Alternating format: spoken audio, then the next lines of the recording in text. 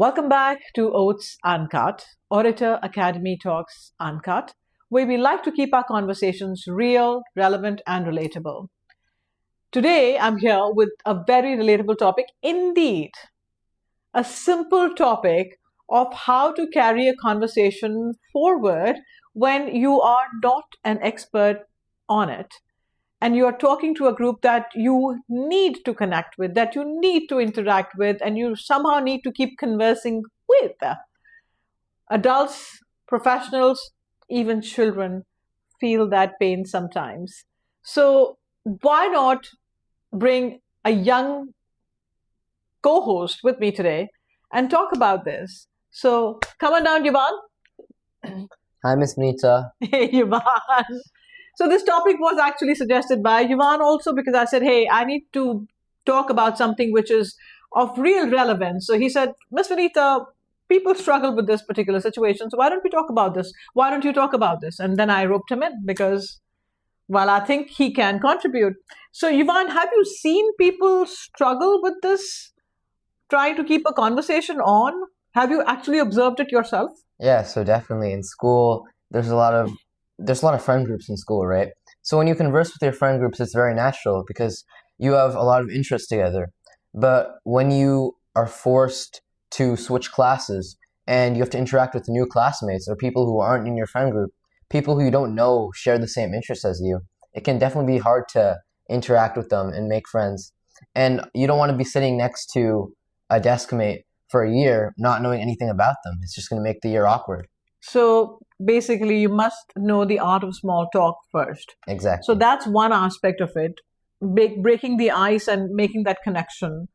And the second part of it is carrying on that conversation. And the grades get mixed up every year. So you may or may not have your friends in your same group or your classroom, or you may not have classes with your friends as you go into high school, middle school, and high school. And I've seen that anxiety in even elementary school kids when they are moving up and they know that next year it'll all get shuffled. They may not have their friend with them. So when that class assignment comes in August, the biggest thing is, who do you have? Which teacher? Oh, I have the same teacher. Adults have the same issue. We feel very unsettled when we are put in a new setting, new job, new office, new teammates, new team in the same workplace is also sometimes unsettling. Why? Because, as you once said, re-establishing relationships with people. It's all about relationships. So shall we tell them how to keep a conversation on? Yeah, exactly. All right. So as a person and as a communication coach, I think the first thing is to listen keenly. Pay attention to what the other person is saying, because when you listen carefully and with a keen ear, you can get to know a lot about them and their personality and their likes and dislikes. And if you really want to cultivate that relationship, that friendship, or you want to become a friend with that person, now you will know what their likes and dislikes are. And it'll be easier because if you want to connect, you must know about that person. So listen keenly. And also, even if you don't want to establish that relationship with that person, you just want to build an acquaintance. You just want to get to know them because you will be together that whole year or at that event or at that workplace. Listen keenly because you may learn something. You know, we have our own unique knowledge. We have our own unique perspectives. So if nothing else, at least we'll learn something new or build a new relationship. Yeah, and exactly. And for the other person as well, I feel like the best friend is a good listener because the other person wants a communicator that listens to them, that understands them, that hears them out. So it's more important. Human beings are selfish.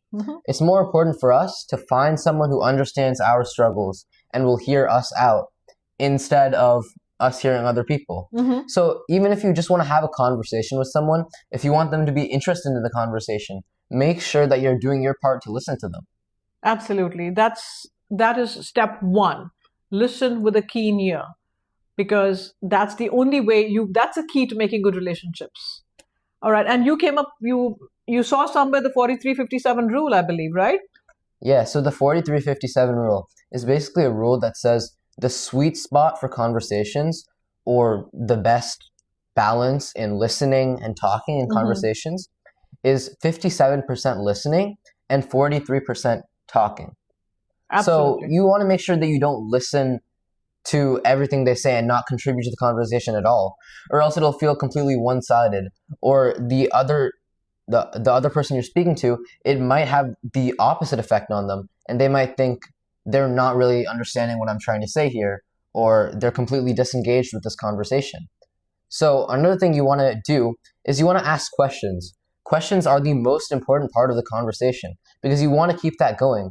So you have to constantly change topics, and you want to make sure that you ask open-ended questions. Never ask questions that can be finished with a yes or no answer because it can lead to awkward pauses. Yeah. And you want to keep building and building upon questions. Also, don't hesitate to ask a question. And there's no shame in saying, I don't know much about it. Can you explain, please? Because when you say, I don't know much about it, but I want to learn more, so can you please educate me or inform me about this? Actually, you are showing more interest in what they know. And they feel special. Now you put them on a pedestal and they feel special. And they like people who want to learn from them. Just like in school, when you raise your hand and ask the teacher a question, the teacher knows that you're engaged. And typically, teachers like students who raise their hands and ask questions because it definitely confirms to them that this student is engaged and interested in learning what I'm teaching. So don't hesitate in asking questions. There is a lot of strength in the ability to ask and to say that I don't know. Can you please tell me how and what? Right? Exactly. So that is definitely very important. And if you don't understand, they've just said something to you, they've just explained or answered that open-ended question like Yuvaan said. You didn't really understand clearly. There is power in self-deprecation. You see a lot of very strong people, very confident people. They are the only ones who have the ability to indulge in self-deprecation for two reasons. One, it's a safe space. If I make fun of myself, I'm making fun of myself. I am so strong that I am able to laugh at my inadequacies. But at the same time, I can't make fun of you because then I don't know how you will receive it. You may get really pissed. And then I'm not building any relationships. So just because I want to be funny and come across as a funny company, I can't mock anybody else. I can only make fun of myself and amuse you. So again, it's not going to diminish anyone if you ask a follow-up question and say, so can you just explain to me that particular part of your statement because I'm not familiar with it, that particular statement or verbiage. There's so many times, especially when I'm coaching. Today, this morning itself, actually, in my class, I said certain words that just come naturally to me. And then I realized and paused because I realized that these kids are younger. They're in middle school. They may or may not have understood what I said. So, and I paused just because I'm a coach. I paused and I said, do you know what it means? And they said, nope. And so I expanded upon it. But at least they had the ability to acknowledge. We always do the Flossom chart at the beginning of our sessions, right? So there have been times when I've written that word Flossom and I've asked students, do you know what this word is? Have you seen this word before? I have to say 99% people say, no, I haven't seen this word before, in all honesty. But there will be that 1% who will say, yeah, I've seen that word. Just because they're too shy or they feel that if they say they don't know that word or they haven't heard that word before, they may look less. But the fact is that it isn't a real word. It's a made-up word. So again, there is no shame in asking for explanation or elaboration. It shows keen interest. What else, Yuvaan? Exactly. And to build on what you said, asking people to expand upon topics. When you're asking questions, you want to make sure that you ask them at the right timings. Because I'm sure all of us have heard of conversation starters, like, how's the weather today? Well, isn't the weather nice today? Right? But what a crappy day. Exactly. But when you actually try to apply that in practice, you might get a conversation that completely shifts topics unnaturally. One question you might be talking about the weather, and then there's no follow-up. So then you start talking about school that day. And both sides know that's a very awkward conversation. So you want to always ask follow-up questions. Never try to shift the topic so abruptly. You can transition it. Whenever someone asks, let's say you and your friend came back from the movie theater and you watched a nice movie, you could ask them, how do you think the plot was? Did you enjoy the plot twists? What was your favorite part of this movie? As they keep expanding, you want to keep asking questions based on their response. Exactly. So again, that will convey to them that you're listening, you're really engaged. You are listening keenly. Definitely. So the thing is, we've also talked about, I think we've covered the topics that we had, the basic topics, points that we had in mind. Basically, don't hesitate to ask open-ended questions, listen very keenly. And another thing that comes to mind is echo what they've said and elaborate or expand upon that. So you finish, and we've been doing that right now in this conversation. Actually, I said something and you said, actually, Miss Vineeta, on to your point, and you built upon it, and then you said something and I built upon it. So that was echoing the other person's thought and expanding it. And that's a very good way of carrying a conversation forward as well. But we've also touched upon the art of pivot in class, right? Because God forbid, I really don't know. I've tried, I've been listening keenly, but especially if you talk about coding, right? Yeah. To give you an example, you talk about coding, I have no clue, and honestly, no desire either. It's way beyond me. So then how I pivot from that topic to, and what do I pivot to? Smoothly, seamlessly, unthreateningly would be something that one would need to consider. How do I get out of that boring topic and steer it to a direction which is more palatable to me, right? Exactly. So should we try that coding topic? I mean, it's also, when you're shifting the topic, you want to find a common ground. Because if I like coding and Miss Vineeta likes flowers, she has no interest in coding, I have no interest in flowers, and she pivots it to flowers, I'm going to try to pull the conversation back. You want to find some common ground between who you're talking to. What do you have in common? If you're both college students, are you taking the same class? How's that class going? Even if you're both human beings, how's life? Every two people have something in common between them. So you'll always have a topic to talk about. There will always be a bridge that will bring you together. Exactly. So don't ever hesitate. But God forbid, you've applied all of the points that we've shared with you, which we will repeat as well before we close. But if you've applied all the pointers that we've suggested and you still are unable to carry the conversation forward, close it, give it a clean finish and wrap it up and move on to someone else and something else instead of just empty ramble. That really bothers me. When people are just filling up space with empty words, which they don't know what they're saying, they don't know where they're coming from and where they're landing, but they're just saying to fill time and space. It is completely meaningless. In fact, that is what is going to diminish you, not your acceptance and acknowledgement of your lack of knowledge. This will diminish you when you try to pretend. People can see through. So be who you are. Embrace your uniqueness, as we say.